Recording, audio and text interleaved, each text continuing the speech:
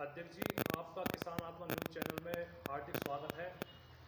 सुनने में आया है 20 तारीख में दोबारा से दिल्ली में कूच की तरफ आप अग्रसर हैं, तो इसके बारे में आप क्या कहना चाहेंगे? जी, पहले तो मैं सबसे पहले किसान आत्मा न्यूज़ चैनल को बधाई और धन्यवाद देना चाहूँगा और ये आशा करूँगा, क्योंकि जिस चैनल का नाम किसान आत्मा से जुड़ा हो तो वो वास्तव में हमेशा हमेशा उन्नति करे और किसान की ही आवाज़ बुलंद करता रहे।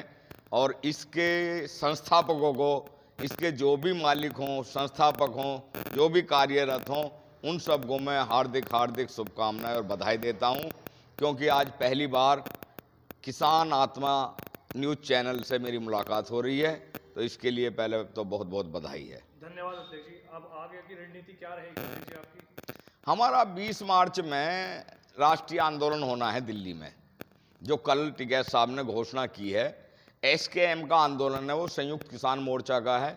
उसमें सारे देश के किसान दिल्ली आएंगे, सारे ही देश की समस्याएं होंगी। और जो पिछला 13 महीने 13 दिन आंदोलन दिल्ली में चला था, उससे स्थगित कराते वक्त केंद्र सरकार ने कुछ लिखित समझौते किए थे, जिन पर आज तक भी अमल नहीं है। जैसे कि MSP की गारंटी पे एक कमेटी बनाने की बात हुई थी, उस कमेटी को बनाया गया, लेकिन उस कमेटी में वो लोग लिए गए जो पहले ही काले कानूनों के पक्षधर थे, उन्हें अच्छा बताते थे, जिनके विरोध में किसान 13 महीने पड़े रहे, वो उनके पक्षधर होते थे। तो उनसे क्या उम्मीद करी जाएगी, वो किसान की MSP की बात करेंगे। दूसरी बात, स्वामीनाथन कमेटी की करी थी सरकार ने, स्वामीनाथन कमेटी पर विचार विमर्श करके इसे लागू किया जाएगा।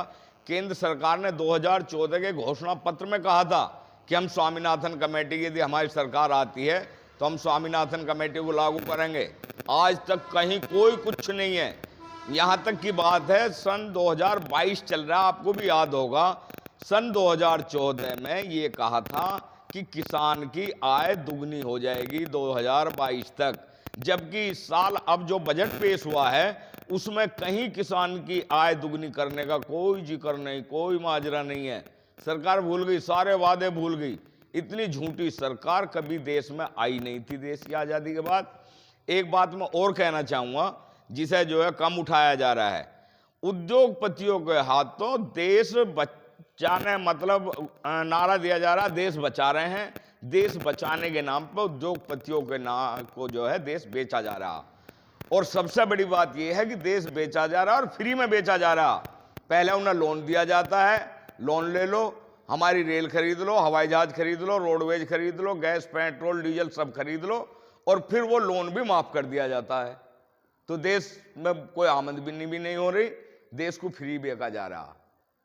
और किसान के नाम पे नए नए टैक्स, जैसे NGT का वो ला दिया इन्होंने। ट्रैक्टर कंपनी से जिस तरह पहले 3 व्हीलर कंपनी से जुगाड़ कर, वो करके सेटिंग करके इन्होंने देश में सारे जुगाड़, गरीब का वाहन था जुगाड़, जिसे जुगाड़ कहते थे, लकड़ी और इंजन से बना हुआ होता था, उसे सारे देश में खत्म करके इन्होंने ई-रिक्शा और फलानियर ये जो हैं 3 व्हीलर वगैरह ये चलवा दिए। इसी तरह अब डीजल कंपनियों से सेटिंग करके जो है इन्होंने 10 साल पुराने वाहन को नष्ट करने की योजना बनाई है, जिसमें किसान का ट्रैक्टर भी है, किसान का पंपिंग सेट भी है। ये किसी भी कीमत पर बर्दाश्त नहीं किया जाएगा।